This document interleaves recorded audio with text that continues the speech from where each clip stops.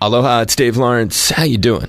Big mahalo for tuning in. I hope that you're doing good. Thank you very much for taking some time to join us for this. Today we have a returning guest. We're happy to welcome him back. He and his group are heading back to Honolulu on September 15th to play in the Republic. New venue, had a handful of shows, and they're going to be one of the first big ones. They're touring to support their latest album, Hats Off to the Bull. And they're a ferocious power trio, no question about that. They've been out on this Carnival of Madness tour with Hailstorm, Evanescence, and others.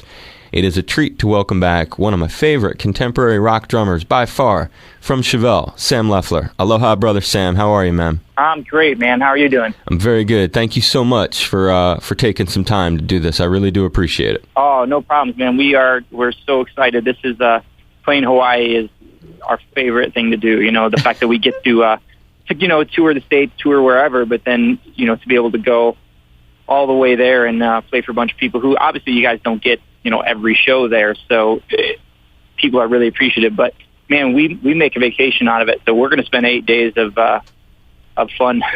Oh, yeah. I love it. I'm bummed you'll be here that long. I'm actually going to be in Amsterdam. While you're here, I'll be away. Well, Amsterdam's cool too. Yeah, so yeah, I'm not that bummed.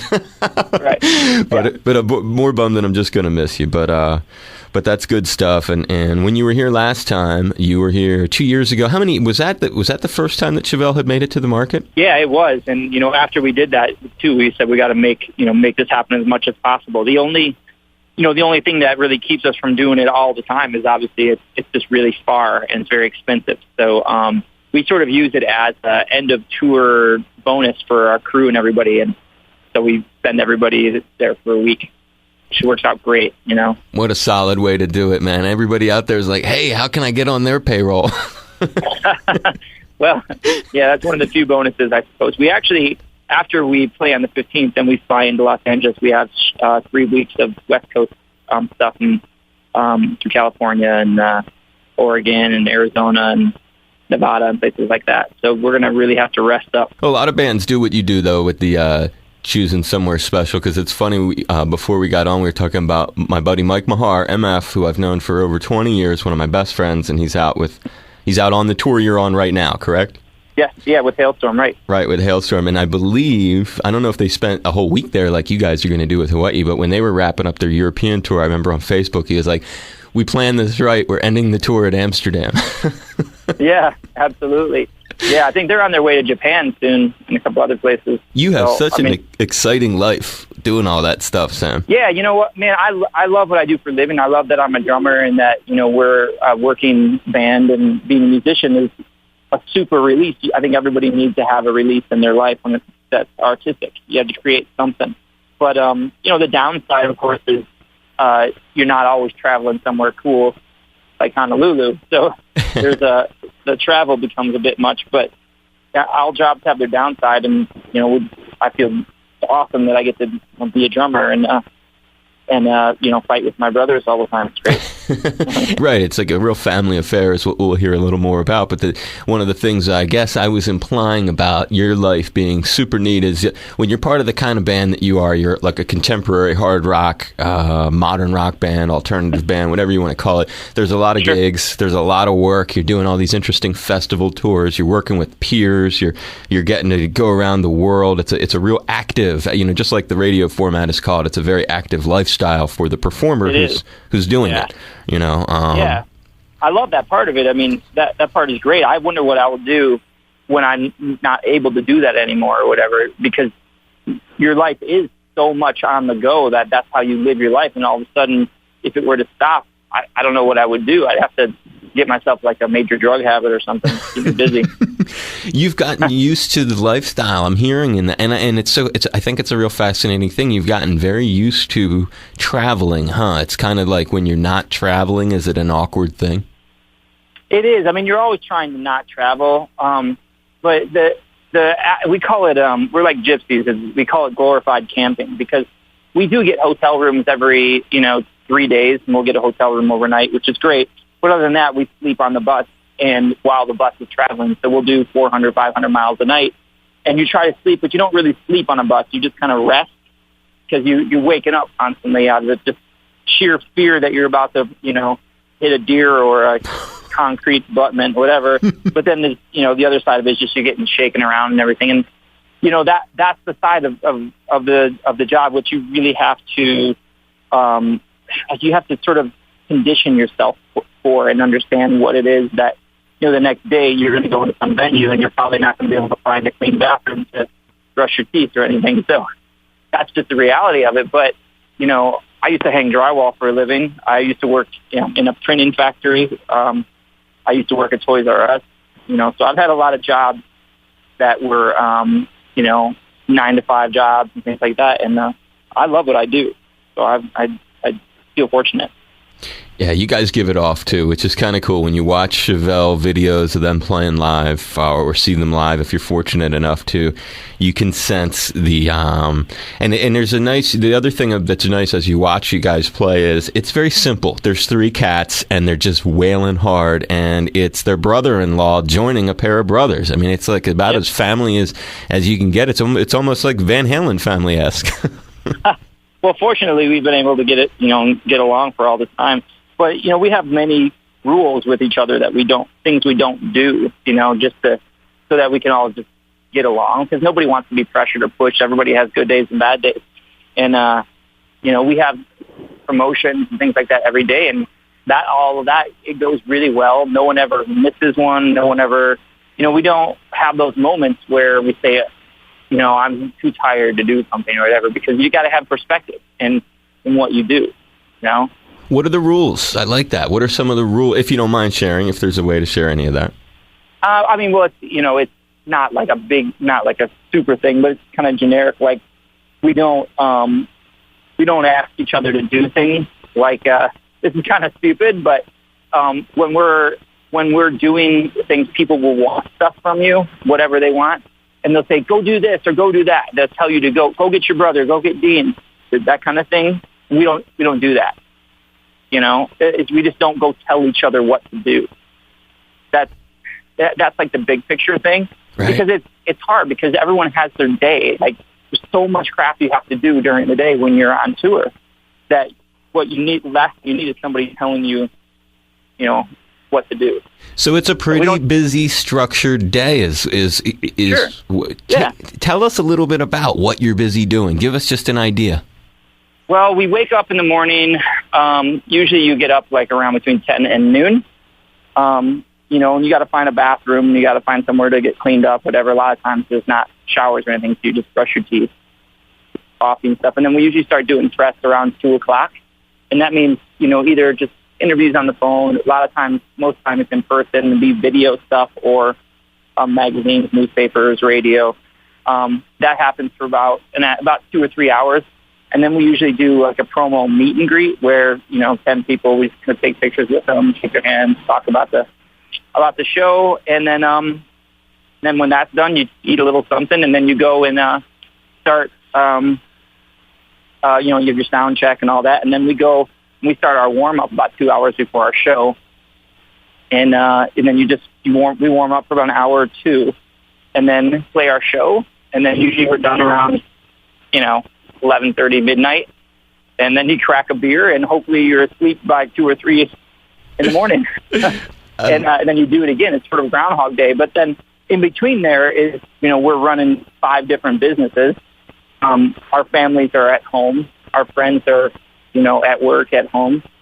All those things. So you're trying to have a normal life too, and that all. It just takes time to figure out how to do it so that people don't write you off at home, out of sight, out of mind. And especially if you have kids. The Dean has kids, so that gets to be a little bit of a struggle. And that's one of the things I think is fascinating talking to, because I'm very fortunate that we have a potpourri of different kinds of artists who are on this show, whether it's old 60s acts who are still touring like the Crystals, or 70s acts like the Stylistics or Henry Rollins, and everybody has like a different way of life. And as we've sort of pointed out, you are very fortunate to be one of these active rock bands. So your day, as you've just described very well, is super consumed, and it's very structured. Is there a person, or is that the role of a tour manager to sort of like, okay, Sam, now we have to go do such and such, and then we go? Does someone sort of guide you through it, or do you have to learn this routine and be your own boss? Well, there's both. Some people do just depend on the person that they pay as a tour manager or an assistant or whatever. But we've always kind of liked the small crew thing, so we really only have 4 crew people. So our tour manager is also our front of house guy. So we use an application called Eventrix. So when you get up in the morning, you open up your app on your phone and look and see what your interviews you have to do for the day. And then sometimes I'm a rep from our management will come out, and when there's more promotions, like Carnival of Madness tour right now, there's like 5 promotions every day that we have to do. So they have to help because there's a lot of people to get a hold of too. They have to call people, say, hey, you're part of this or whatever. So sometimes they'll come out and do that too. That is so hip. A phone app is essential to run this whole life of yours. Well, I mean, you can do it. I suppose you could do it by email. It's just, I think this is just easier and quicker. It's wild though, huh? What an industry that it's all become.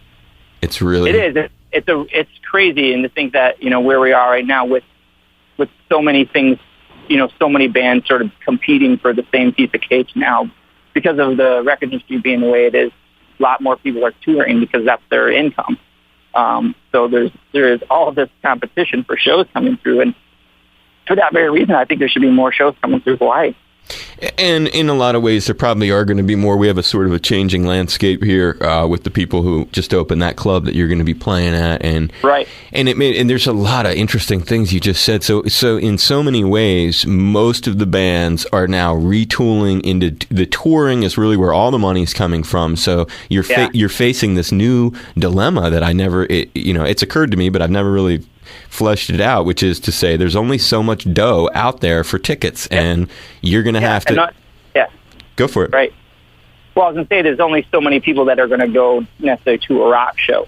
And while, we may come through a market on a record cycle, we might come through a market, once or twice. Now it might be 3 times. And then all these other bands are coming through too. So the festival tours are something that has gone really far forward. People are touring together in order to make the ticket worth more, and, you can say whatever you want about the record industry, about the internet and how things work, but the way the internet works, it's affected music, of course, but it's affected everything. It's obviously affected the film industry, and now it's affected, travel agents, it's affected retail, everything from, Best Buy and all these companies that can't necessarily sustain themselves because there's so much overhead compared to just buying something on the internet. And that's the direction it's going. There's going to be more effect on people's jobs as it goes because, and this is just my theory, but the more you give people, the more that they have at their fingertips, the less they want it. So it's just the reality of it. If somebody gives me 10 free pairs of jeans, I might take one of those pairs of jeans and I might give the other 9 pair away because I was like, it's cool. I got them for free. I'll give them away, whatever. But if you buy 10 pairs of jeans, you're probably not going to give them away. And that's how the internet with music and I think what's upcoming with film, it's basically how it works. When everything's available, no one's really that interested in it anymore. There's the interest. There's interest in it. There's the making the money off of it, which is another angle. And so do you see records, it sounds like from your perspective, like what is the record is going to be a tool in the future to drive business towards the tour, and it's going to be something you give away as an incentive for people, or how's it going to work, the model? I honestly don't know. I mean, because we look at all these different things like say Barnes and Noble and all these other bookstores, everybody's going out of business because people don't need to go to the bookstore to get a book. They can obviously just get it online. It's the same book, comes fast. Save money on fuel going to the bookstore, the whole thing. So, what's going to happen with records? Because in the past, I think people buy songs, which now they don't buy records. People mostly just buy singles. They buy them based on melody, I think, is basically what it is. Most people will buy something because of a melody. Not necessarily because of the production or because the drummer is great or the guitar is great. It's mostly because the song is good, because of the melody or the singer or something. So the hook. The hook, exactly. But and we're seeing this too with a lot of alternative bands where they're having one hit, maybe two hits, and going away. And we've always had one-hit wonders. That's really, really common. But what we're seeing now is it's just a larger amount of one-hit wonders because the people are just buying the one song. And that band, like no matter what it is, they can only go for about a year and a half on that one song and they're never going to make any money either. So they're not selling the whole record. They're just selling the one song. So no one's really, they're not really following that band. They're just following the song. So there's no teeth, there's no getting your claws into the band and what the band's about and, what their music's about or anything.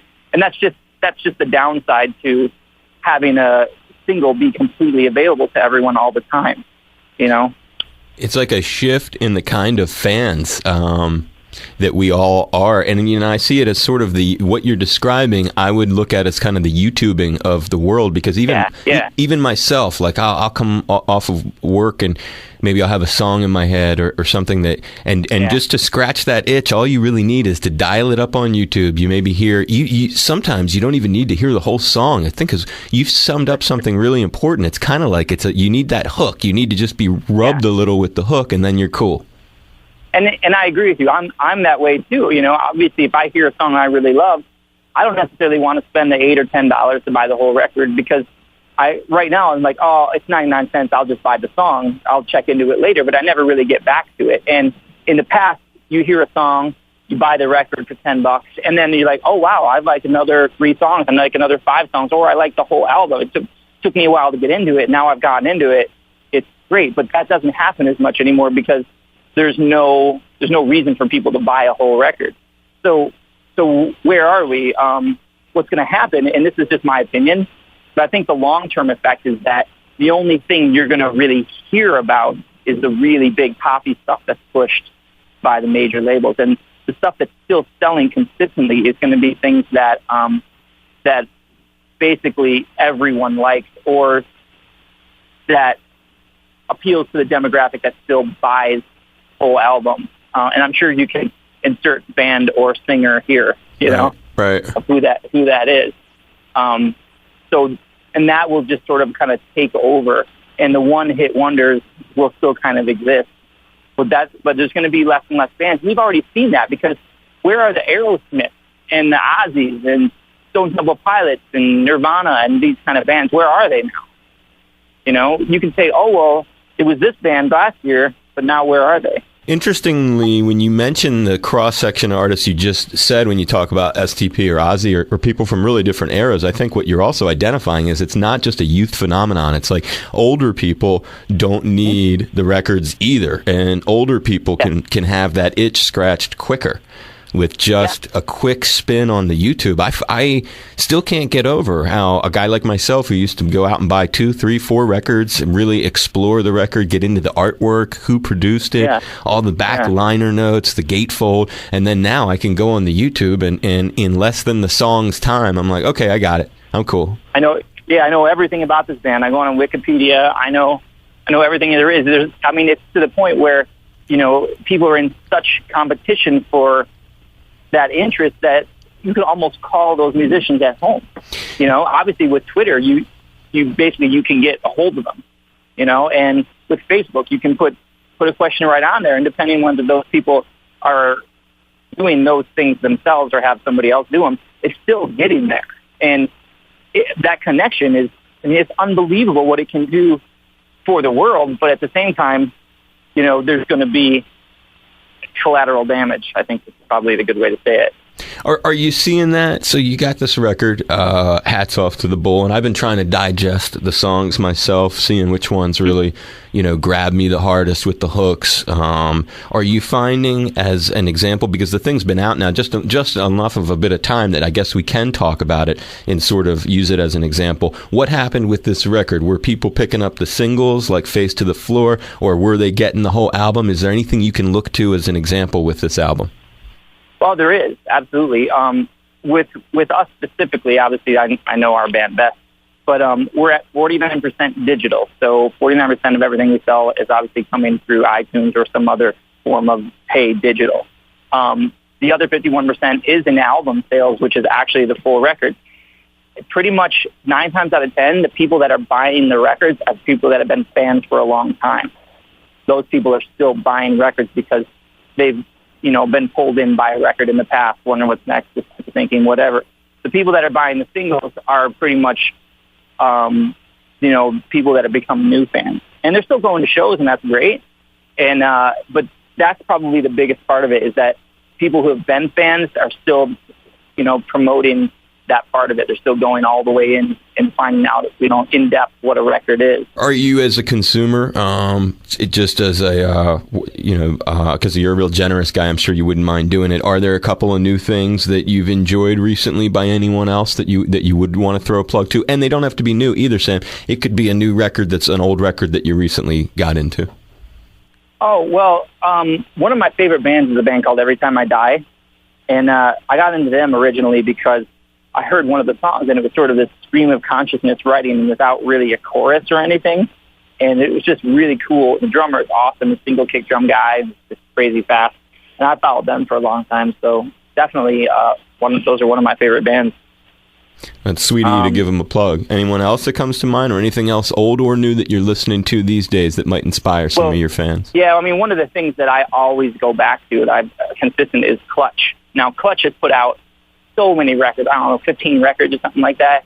And Pure Rock Fury and Blast Tyrant and a bunch of other records that they've done that have they are consistent, man. And that band, they certainly don't get the recognition that they should. They're an amazing rock band that sort of spans the whole blues rock thing all the way into the hard rock thing. And, man, I never get sick of that. I think it's amazing. Maryland's finest. Yeah. I used to like that T-shirt they would sell. I've seen them a bunch, too, because I grew up, as you know, outside of Philly and lived in Boston for a long time, so I saw Clutch a bunch. They used to have that one T-shirt with the Maryland license plate, and it said Clutch yeah. on it. It's a good idea. Well, I could talk to you all day. You're such a cool dude. You're really easy to talk to, and what an insightful interview. I think it was one of the times we talked about a lot of cool things. I come back on the 19th. Are you still in Hawaii on the 19th, or have you already booked? Yeah, we are. We leave on the 20th, I think. You going to be on? Are you on Oahu, or are you going to another island to do your hanging? No, we'll be there. I think our show is the 21st or the 22nd. I think we leave on the 20th. Okay, and I thought your show was like the 15th. Oh, no, you're right. Our show is September 15th. Our show we're playing a show called Epicenter in Los Angeles, which is, I think, the 21st. Okay, yeah, with STP and Deftones. Yeah, okay. STP and Deftones and Stars on Broadway. It should be totally fun. That's the kind of fun stuff that we get to do. I bet. Is there ever a sense of rivalry when it comes to and not in a bad way rivalry? Kind of like, and I'll give you an example. Not that long ago, I had the Temptations and the Four Tops. They came to town together, and I was lucky to talk to original guys in both bands, and they were sort of saying. Wow. They were saying from way back when to today, there's a friendly sort of rivalry. Like when they hit the stage, they're going to try their hardest to sort of upstage the other guys. And I can hear your excitement about doing the Epicenter gig with Deftones and STP and stuff. Is there ever any of that kind of juice? I think there is when it's a band that you like. Like if it's Stone Temple Pilots or Deftones, we look at that band, we watch them play, and we're like, we love those songs, we know those songs, and you want to go out there and you want to just blow them off the stage, and without pandering to the crowd, which is like the lowest level of musician, in my opinion. So, yeah, definitely there's that. When it's a band you don't care about or you're not into their music, I'm indifferent. So. I get it. That's cool.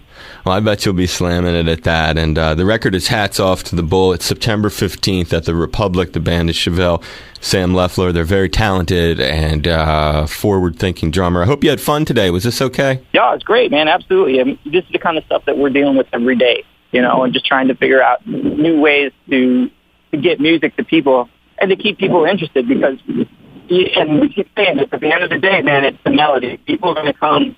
They're going to get into the song if they like the song. So if we keep writing good music, people will keep coming. I'm giving you a high five. Hey, do me one favor when you're sure. when you run in, because it's been a long time since I've actually gotten to see him in person. When you see my buddy Mike, MF, who works with Hailstorm, you give him a big hug for me and tell him that's from Brother Dave in Hawaii. You know, I miss him. All right. He's a real good guy. I love that guy. I will. I see him every day. I know you do. I'll tell him hello and be all kinds of friendly. Yeah, do that if you don't mind. Just give him a big hug. Say DL said he really misses you. I think the world of that guy. He's one of the nicest people I know. Sure, man. Absolutely. You're the king, Sam. Thanks for the great interview. What a bunch of interesting things we had, and I hope you have a... Yeah, I hope you get something from it. I do. Are you kidding me? I know, I don't want to be negative. I certainly don't mean to be negative. It's just, we're just kind of waiting to see where the industry goes, that's all. The gift of having an interview with you is you're a real active rock band. You're out, you're doing a lot of stuff, so you provide a real insight. You really provide some interesting things, and I hope you have a wonderful trip. No, you did a great job, buddy. And say hi to your brother, Pete. Give him our best. I will. Thanks so much, man. Thanks for promoting the show, too. You're welcome, Sam. You be safe. Have a wonderful trip, man. Okay, you too. Aloha, brother. Okay, bye.